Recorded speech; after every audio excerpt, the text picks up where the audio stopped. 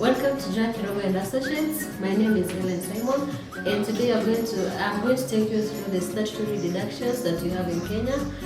And just a reminder, the statutory deductions in Kenya, they are legal requirements by our government, and failure to which the business is penalized, and also an individual, if the PIN is registered for the statutories, they are penalized.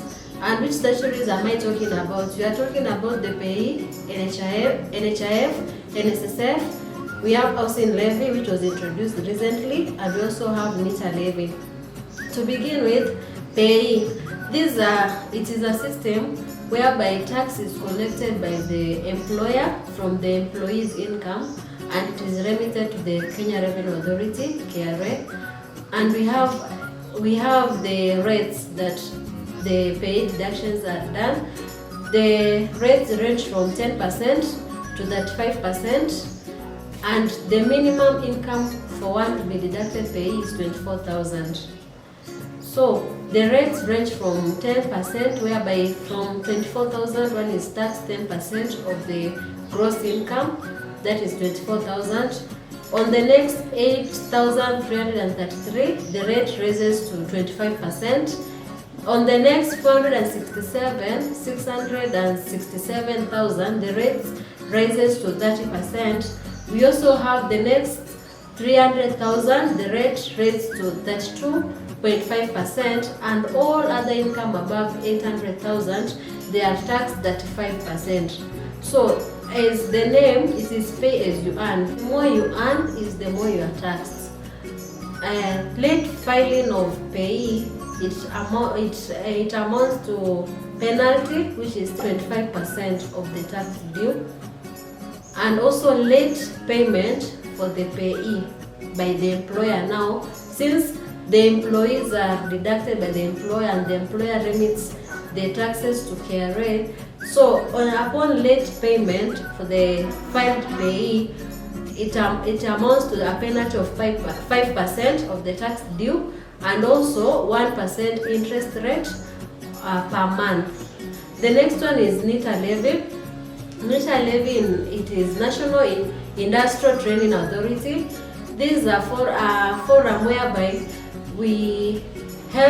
it was introduced to help in funding for industrial training and skill development programs in Kenya, whereby the employee, upon filing payee, this is automatically generated.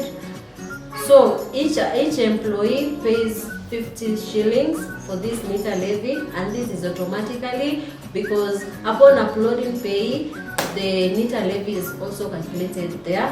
We also have the newly introduced by the government, that is the housing levy. This was introduced by the government through the Finance Act of 2023.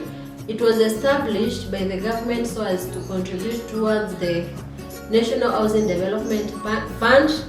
Both the employer and the employee, they should contribute 3% of the gross salary of the employee.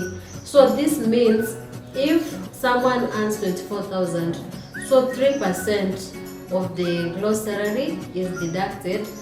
Not 3%, it is 1.5%.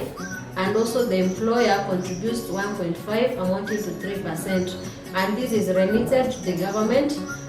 All these, both housing levy and meter levy, you file them while filing for payee monthly, and all these, they should be filed on or before the 9th of every month, and the payment should be done the same way, on or before the 9th of every month.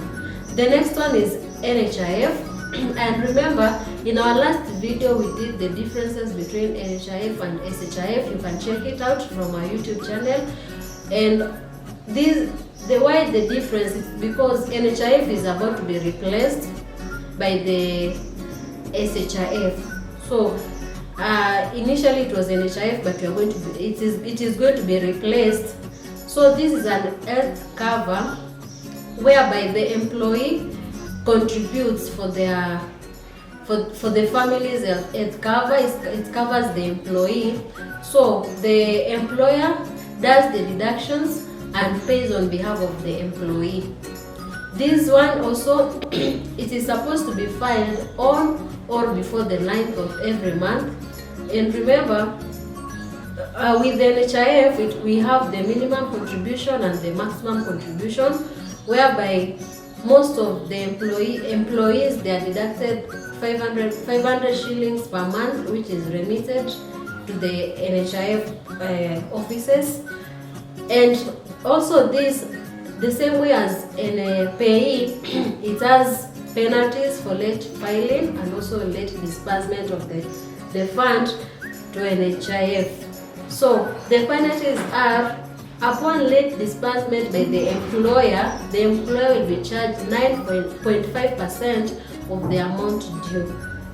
Why the employer? Because it is the employer who does the filing, so you should also ensure that the payments are done on time.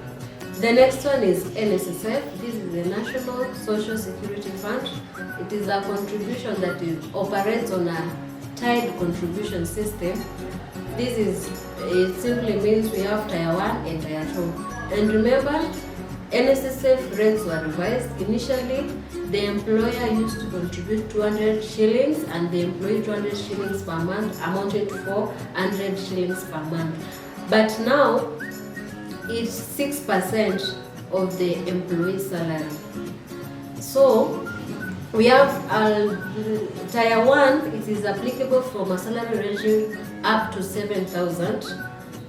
And initially it was the range was up to 6,000. And also Tier 2, it is from a salary of 7,001 to 36,000. So both the employer and the employee, they contribute towards NSSF, whereby the employee contributes 3%, 6% and the employer 6, amounting to 12%. This is what both the employer and the employee, they contribute in total. So NSSF, it is important to the employee because this is a pension scheme whereby there are retirement benefits to the employee. And also, like the other statutories, upon late filing and also late disbursement of the fund, it also attracts penalties and interest. So NSSF should be filed also before the 9th of every month. So in conclusion, all the statutories have been revised. As we have seen, we have the introduction of the housing levy, we have NHIF which is shifting to SHIF, we have also the NSSF rates which have been revised. So both the employer and the employee, they should be advised accordingly so as to adhere to the set rules by the statutory, on the statutories, and also for them to be able to remit the deductions on time and also to file on time. And to reach us kindly, you can visit our website, that is Dagoretti and Associates. You can also visit us on the social media handles, Dagoretti and Associates. And you can also contact us if you have any question, or you want us to advise you more on the statutories, or maybe you don't have someone who does the statutories for you, you have no knowledge on them, you can contact us through the contacts below this video. Thank you.